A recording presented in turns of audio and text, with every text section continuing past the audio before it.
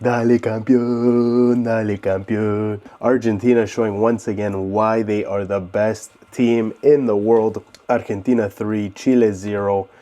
Lot to unpack here. Not an unexpected result, but Argentina clearly dominant from start to finish. A new era for the Scaloneta.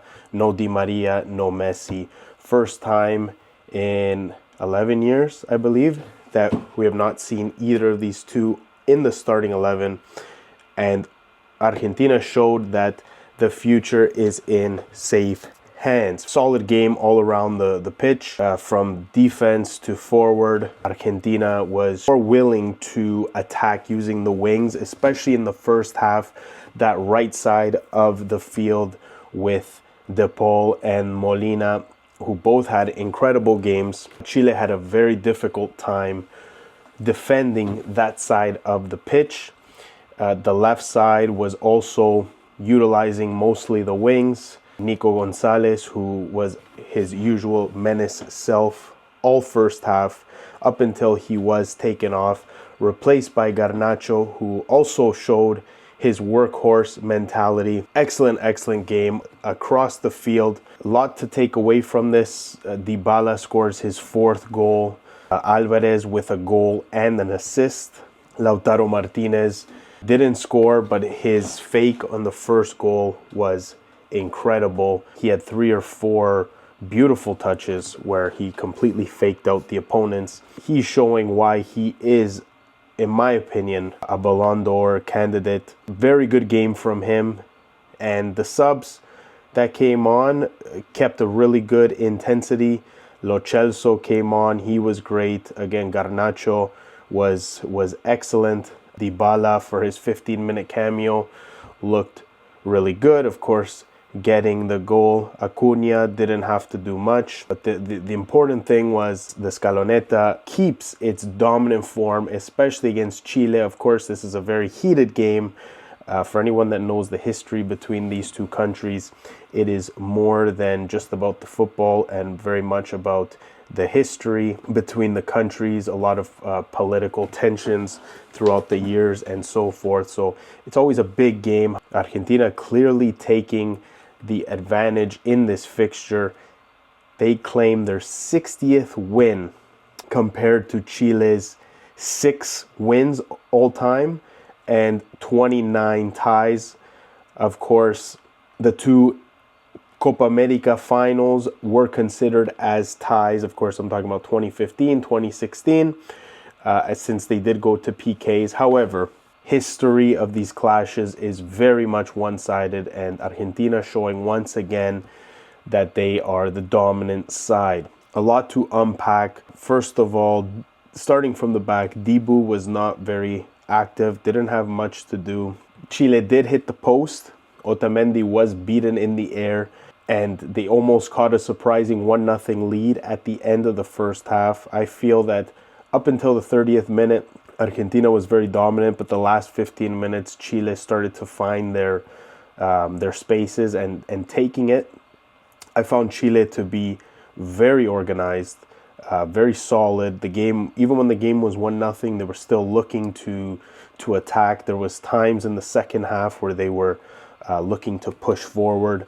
They were looking to catch that equalizer. They had moments, little pockets in the game of 5 to 10 minutes where they were controlling it, and it's a squad that's a far cry from their golden generation of 10 years ago. However, they're always a solid squad, and Gareca is doing very well to work with what he has in this Chilean side, which is not much in terms of talent, but again, they're a tough nut to crack.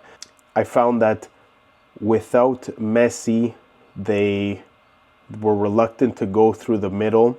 Again, they were utilizing the wings a lot more, especially in the first half, and perhaps the spark that many felt that they needed was Dybala in the middle. With that said, Dybala coming in, he comes in on the right wing and he makes an immediate impact. Even though his time is limited, he's definitely shows his quality, especially at the beginning. Argentina utilizing the two strikers at the front, Alvarez and Lautaro Martinez. Argentina wasn't very effective getting the ball through the middle to them, and I'm personally not a big fan of the two striker system. However, in this case, it definitely worked out for them, as Alvarez got an assist and a goal. Martinez, he got basically an assist on that goal as well, just by faking out the defenders. But he was dangerous at all times. He had a great game. Enzo Fernandez, in my opinion, did not have a good game. He was not very involved in the play. He misplaced some key passes. For me, he was probably the weakest one on the squad, and I'm surprised he did play a full 90 minutes. Alexis McAllister, very solid. DePaul, very solid. Guti Romero and Lisandro Martinez, also very solid. But for me, one of the best players of the game was Nahuel Molina, who was incredible all game. He was utilized more as a right winger, as Argentina opted to go for a back three. It was listed as a 3-5-2. In my opinion, probably more of a 3-4-3 with Nico Gonzalez on the left wing. But even he was moving around quite a bit. But Molina was solid going back and coming forward. He's a bit of an awkward player, but he's very, very reliable. He was all over the field tonight. Again, a dominant performance from Argentina, who had 642 passes to Chile's 341 passes, 89% pass accuracy.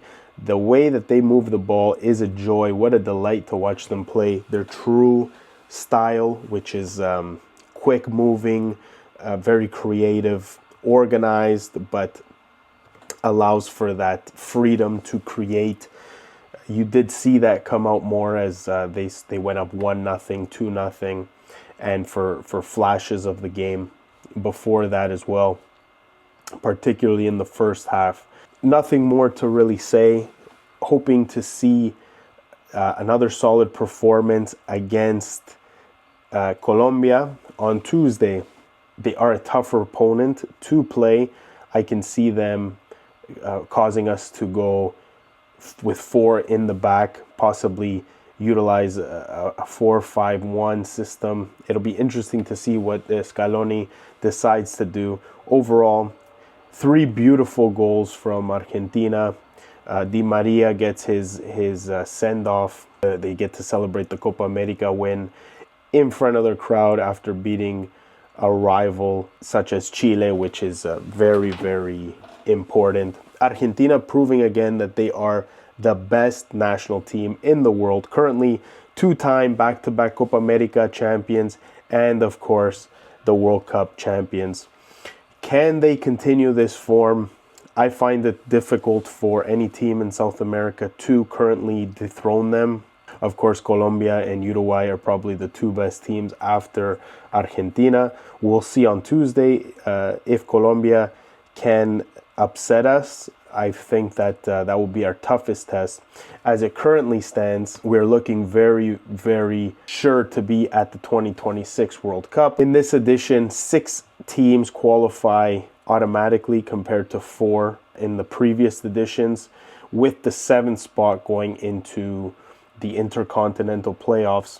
Currently, Argentina sits top with 18 points, trailed by Uruguay and Colombia, who have 13 and 12 points respectively, albeit with a game on hand. Uruguay playing against Paraguay at home in Luis Suarez's swan song last match, as he bids farewell to La Celeste. Brazil against Ecuador also play tomorrow. That will be very interesting to see what happens there, as both those teams are vying for the 4th position. Of course, Venezuela lost today, a bit surprisingly, to Bolivia. Brazil, Ecuador will be a battle for, essentially the winner of that will be in 4th place. Ecuador sitting on 8 points, Brazil on 7. What do you think? Do you think that Argentina will continue this form? Do you think anyone in South America can dethrone them? Will Colombia be able to get their revenge against Argentina on Tuesday in Barranquilla. That remains to be seen. For right now, Argentina 3, Chile nothing. Sitting at the top, Argentina, vamos, dale, dale, campeón.